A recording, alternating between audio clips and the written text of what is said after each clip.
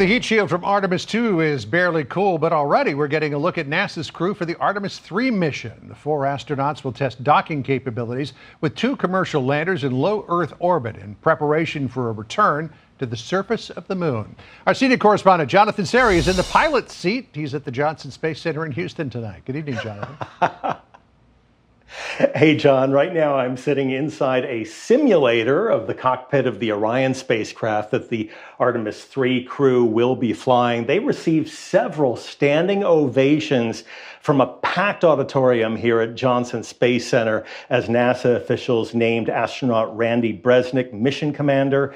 They named European Space Agency astronaut Luca Parmitano of Italy as the pilot of this mission, and NASA astronauts Frank Rubio and Andre Douglas will serve as mission specialists. During the ceremony, members of the previous crew, Artemis II, handed over a relay race baton. This, is a simple baton, but it feels more like an Olympic torch that they lit with the excitement and just how they ignited people's passions for space. I'm hoping that next generation is going to take the baton from whatever missions are passing that down and just run with it and just keep the momentum going. Targeting launch next year, NASA says this is one of the most complex missions ever.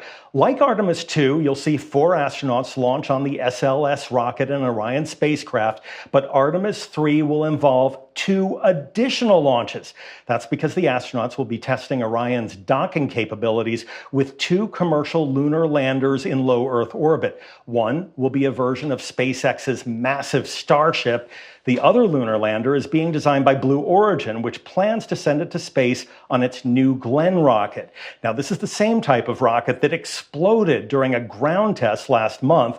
Nevertheless, officials with the company and NASA spoke optimistically today about getting that rocket model back in service in time for Artemis III.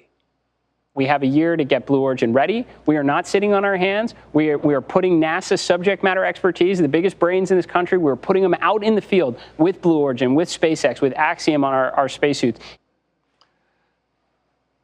And the newly named Artemis III crew will begin training shortly, not only in this Orion simulator, but also simulators for the 2 lunar landers. John? All right, Jonathan Seri in the driver's seat for us. Jonathan, thank you.